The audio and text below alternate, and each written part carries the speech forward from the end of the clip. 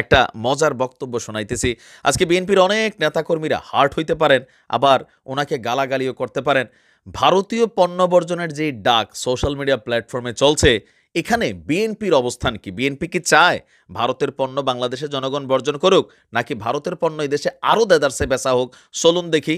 BNP আসলে চায় এদেশে ভারতের পণ্য যেন বর্জন না করা। ভাই আমারে গালি দিয়েন না, আমি আপনাদেরকে একদম ডাইরেক্ট একটা অথেন্টিক নিউজ শোনায় আনতেছি, চলেন। বলছি বলছি অর্থাৎ এই যে ভারতীয় পণ্য বর্জনের যে একটা কম্পন, একটা জ্বর আজকে ভারতে উঠছে, এটাকে মোকাবেলা করতে এখন এই সরকারের হিমশিম খেতে হচ্ছে। অথচ ওনারা তো আর আমার আলাদা করে পরিচয় করে দেওয়ার দরকার নাই। ওর নাম হচ্ছে বাবু গয়েশ্বর চন্দ্র রায়, বিএনপির খুবই ডেডিকেটেড একজন পলিটিশিয়ান। মাত্র কয়েকদিন আগে তিনি জেল থেকে মুক্ত হয়েছেন।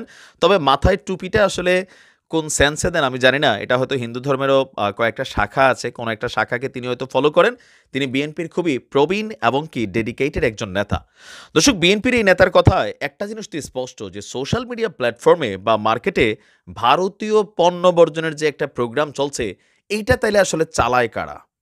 তিনি তার বক্তব্যে বলছিলেন যে এটা কেউ ব্যক্তিগত উদ্যোগে নিয়েছে, কিন্তু বিএনপি কখনো স্পষ্টভাবে বলে নাই যে আপনার ভারতীয় পণ্য বর্জন করুক, এটা বিএনপির নামে চালিয়ে দেওয়া হচ্ছে।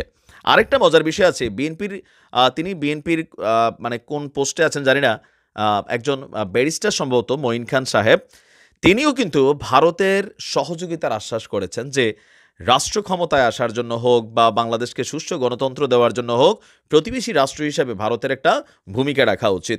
তবে ভারতকে নিয়ে মাঝামাঝি কিছু মন্তব্য করেন রিজভী সাহেব। তবে কিন্তু কখনো ভারতীয় পণ্য বর্জনের যেই ডাক সোশ্যাল মিডিয়া প্ল্যাটফর্মে বা আমাদের রাষ্ট্র ব্যবস্থায় আছে, মানে সমাজের বিভিন্ন স্তরে, এটা কিন্তু পলিটিক্যালি কোনো দল কিন্তু ডাক দেয় নাই। আওয়ামী লীগ তো দেয়ই নাই, যেহেতু ভারতের এই মুহূর্তে সবচেয়ে বড় একটা মিত্র হিসেবে কাজ করছে আওয়ামী লীগ। তো সেই ক্ষেত্রে এই ডাকটা কারা দিছে? এখন দেখা গেল বিএনপিও এটার পক্ষে দিয়া নাই।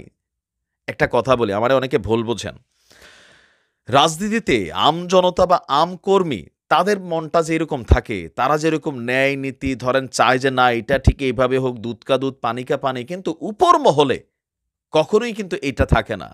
মানে উপর মহলে কখনোই আপনি দেখবেন আপনি যেরকম ভাবতেছেন তারাও ওইরকম ভাবতেছেন, আর আপনি যদি কোনো কথা বইলা দেন তখন হয় কি যে এটা তার ব্যক্তি কথা হয়ে যায়। যেমন সাইদি সাহেবের মৃত্যুতে কয়েকজন যুবক তার জন্য দোয়া করছিল, ছাত্রলীগের, এদের পথ হারাই ফেলছে না।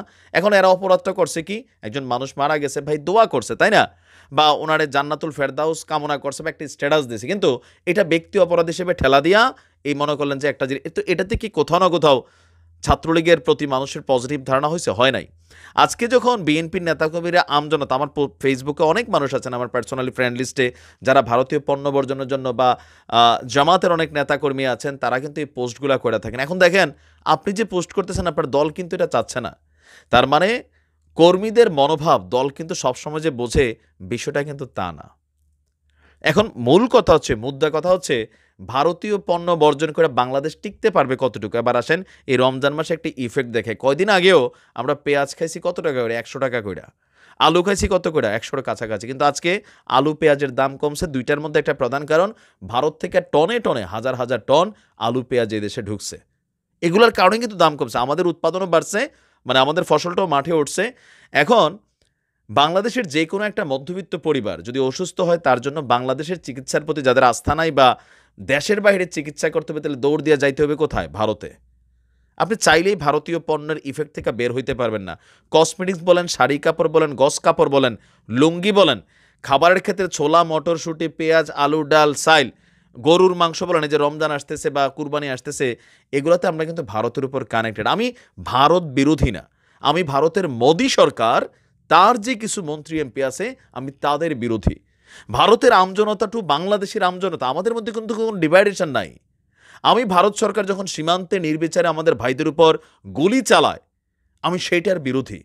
আমি ন্যায্য হিস্সাতে যখন আমরা ভাগ পাই না, সেইটার বিরোধী। ৭১-এ আমাদের স্বাধীনতায় ভারতের ভূমিকা ছিল, সেইটা অপরিসীম ছিল। কিন্তু সেইটাকে ব্যবহার কইরা অনৈতিক কোনো ফায়দা আমাদের রাষ্ট্র থেকে যদি নিয়ে যায়, আমি সেটার পক্ষে নয়। মাঝে মাঝে আমার দলেরই সমালোচনা করি যে কেন আমরা ভারত থেকে আমাদের বুঝটা আনতে পারি না। ভারত বাংলাদেশ আমরা একটা প্ল্যাটফর্মে হাঁটি। আপনি হুট করে চাইলে, এখন আমি আছি কোন দেশে, কোরিয়া, কেউ একজন বক্তব্য দিচ্ছেন, তিনি আছেন কোন দেশে, দেশের বাইরে, ওই দেশে ভারতের পণ্য এমনিই ঢুকে না ভাই, চলে কোন দেশে? বাংলাদেশে। আমরা চাইলে ভারতের পণ্য ছাড়াও খাইতে পারি, কিন্তু বাংলাদেশে বসবাস করে একজন মানুষ যদি বলে আমি ভারতীয় কোনো পণ্য খাবো না, ব্যবহার করব না, ভাই আপনি ভাত না খাইয়া মানে অর্ধেক শুকাই যেতে হবে। কারণ কি, এই কাঁচা বাজার বলেন, কসমেটিক্স বাজার বলেন, তারপরে হচ্ছে আরও যে জিনিসগুলো, আমরা কিন্তু হিউজ ডিপেন্ডেবল কোথায়? ভারতে। এগুলো বলা অনেক সোজা। তো তার মানে ভারতের বিরুদ্ধে অবস্থান নিবে বিএনপি, এটা কখনোই নিবেন আপনি ভাইবেন। মনে রাখেন যে বিএনপি ক্ষমতায় আসলেও এই পজিটিভই থাকবে। তখন আমরা হয়তো অনেকে আমাদের দল ক্ষমতায় আছে, এই কারণে আমরা কথা বলবো না। তো বিএনপি আসলে চায় না বাংলাদেশে ভারতের পণ্য বর্জন হোক। আজকে গয়েশ্বর বাবুর কথা এটা তো স্পষ্ট প্রমাণিত, তাই না? ভালো থাকুন। আসসালামু আলাইকুম।